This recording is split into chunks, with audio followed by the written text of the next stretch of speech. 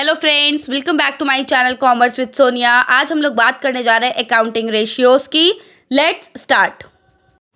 Accounting ratios के third ratio activity ratio पे आज हम लोग बात करने जा रहे हैं। इससे पहले हम लोगों ने लिक्विडिटी रेशियो और सॉल्वेंसी रेशियो पे ऑलरेडी बात कर ली है। वो वीडियो हमारे चैनल पे है, अगर आपने नहीं देखी तो उसे देख लीजिए। आज बात करेंगे एक्टिविटी रेशियो की, जिसे कि हम टर्नओवर रेशियो भी कहते हैं। एक्टिविटी रेशियो का सेकंड नेम है टर्नओवर रेशियो। इसमें टोटल हम 6 रेशियोज को डिस्कस करेंगे। जो सबसे पहला है वो है inventory turnover ratio. Inventory turnover ratio, inventory का मतलब होता है स्टॉक। हमारी कंपनीज एक्ट 2013 के बाद से जो है हमने स्टॉक को चेंज करके इन्वेंट्री वर्ड यूज कर लिया है, और इन्वेंट्री का मतलब ही होता है स्टॉक। स्टॉक टर्नओवर रेशियो क्या है हमारी कंपनी का, उसको देखने के लिए हम निकालते हैं इन्वेंट्री टर्नओवर रेशियो, जिसका कि फॉर्मूला होता है cost of revenue from operations upon average inventory. Revenue from operations से जो है उसकी जो कॉस्ट होती है उसे हम कहते हैं cost of revenue from operations, जिसको कि पहले जो है COGS भी कहा जाता था, कॉस्ट ऑफ गुड्स सोल्ड, ये भी हम इसी को कहते थे, अपॉन एवरेज इन्वेंट्री। तो हमारा जो आंसर है वो टाइम्स में आता है। Cost of revenue from operation को कैलकुलेट करने के 2 वेज होते हैं। पहला फॉर्मूला होता है opening inventory plus purchases plus carriage inward plus wages plus direct charges minus closing inventory. हमें ये सारी चीजें अगर क्वेश्चन में गिवन है तो हम बहुत इजीली जो है cost of revenue from operation calculate कर सकते हैं पहले मेथड से। बट कुछ क्वेश्चंस में जो दूसरा मेथड है वो होता है revenue from operation. Revenue from operation जिसे कि हम कहते हैं सेल्स। तो रेवेन्यू फ्रॉम ऑपरेशंस में से अगर ग्रॉस प्रॉफिट है तो माइनस कर देंगे, तब भी हमारा cost of revenue from operations आ जाएगा। अगर हमें ग्रॉस प्रॉफिट की जगह ग्रॉस लॉस गिवन है, यानी ग्रॉस प्रॉफिट की जगह अगर ग्रॉस लॉस है तो हम उसे ऐड कर देंगे, यानी revenue from operations plus gross loss. तो ये तो हमने देखा कि cost of revenue from operations हम कैसे कैलकुलेट कर सकते हैं। नेक्स्ट है कि हम कैसे कैलकुलेट करेंगे एवरेज इन्वेंट्रीज। देखिए, इन्वेंट्री का एवरेज है, उसका फॉर्मूला होगा opening inventories plus closing inventory divided by 2। अगर आप ओपनिंग इन्वेंट्री और क्लोजिंग इन्वेंट्री को प्लस करके 2 से डिवाइड कर देंगे तो आपको मिल जाएगी average inventory. Inventory turnover ratio से रिलेटेड एक और रेशियो है एवरेज एज ऑफ इन्वेंट्री। अब हम कैलकुलेट करेंगे एवरेज एज ऑफ इन्वेंट्री। इसके लिए हमें चाहिए डेज इन अ ईयर, जो कि बेसिकली 365 होते हैं, divided by inventory turnover ratio.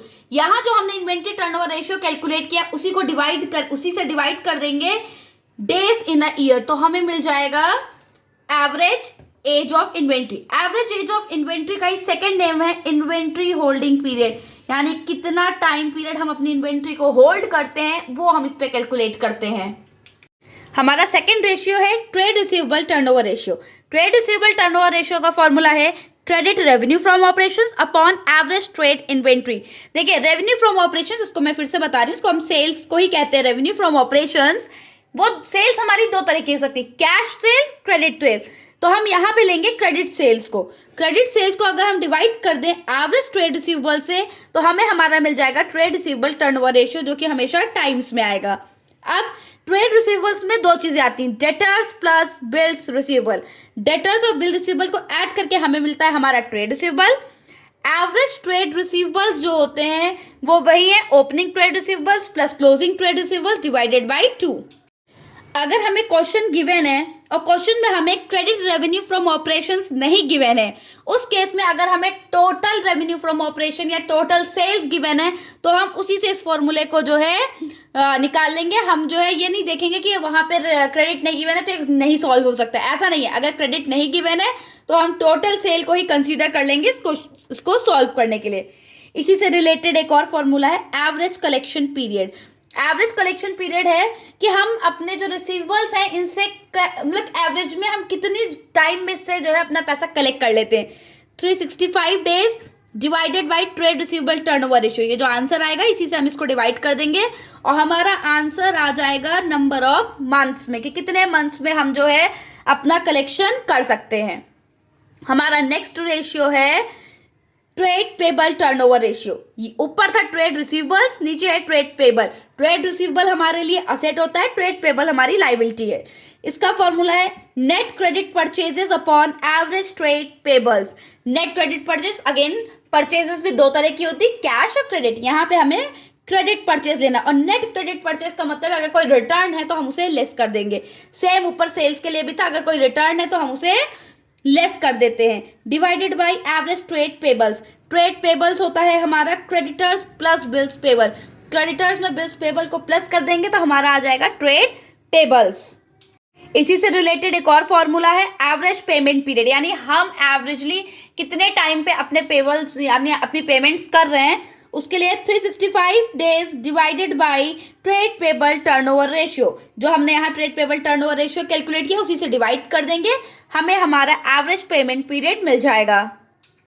हमारा फोर्थ रेशियो है fixed asset turnover ratio.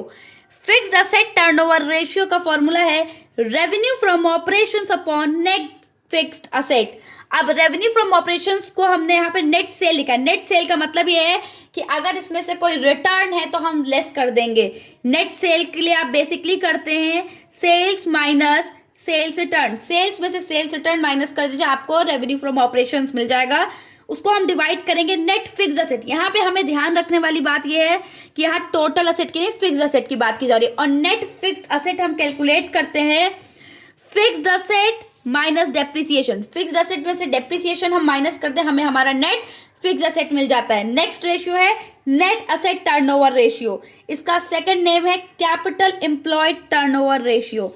Net fixed asset का ही सेकंड नेम है कैपिटल एम्प्लॉयड टर्नओवर रेशियो। इसका फॉर्मूला है revenue from operations upon net asset.